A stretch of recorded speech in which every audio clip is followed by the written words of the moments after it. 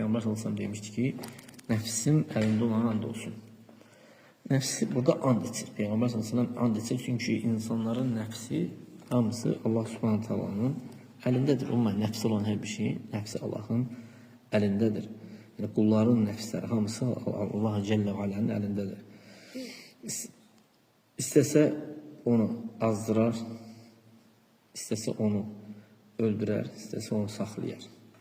Yani nefsler Allah'ın elindedir. Hidayet vererek ve azdırarak. O nefslere hidayet de verir, azdırır da. Öldürür de, dirildir de. Dirildir de, öldürür de. Nedir ki Allah Teala diyor ki وَنَفْسٍ وَمَا سَوَّاهَا Allah Subhanahu Teala o nefse ki and içir, hansı ki onu düzəldifdir, ona forma verifdir. فَأَلْهَمَهَا فُجُورَهَا وَتَقْوَهَا Ona şəri də, xeyri də ilham edifdir. Göstərifdir nəfsə, bildirifdir. Nefsler Allah Teala tek Allah'ın elindedir. Bunun için de Peygamber sallallahu aleyhi ve sellem burada and içir. Çox belə and içərdi Peygamber sallallahu aleyhi ve sellem. Nefsim elinde olan and olsun. Arada deyərdi ki, Muhammed'in nefsi elinde olan and olsun sallallahu aleyhi ve sellem. Çünkü Muhammed sallallahu aleyhi ve sellemin nefsi, nefslerin en yaxşısıdır. Yani ona göre de böyle ona and içərdi ki, onun nefsi elinde olana. Sonra zekere muqsam aleyhi ve huve en nekûme bil emri bil ma'ruf ve nehy anil münker. Sonra ne üçüncüdeki and içir. Bu da yaxşılığa əmr edib pislikdən çəkindirmək.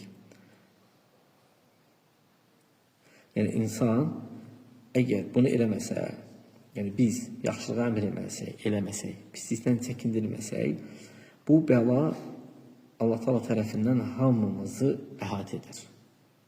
Bəla gələr, cəza gələr, hamımızı əhatə edər. Sonra hətta biz dua eləsək belə bizim duamıza cavab verilməz. Allah Teala'dan afiyet istəyirik.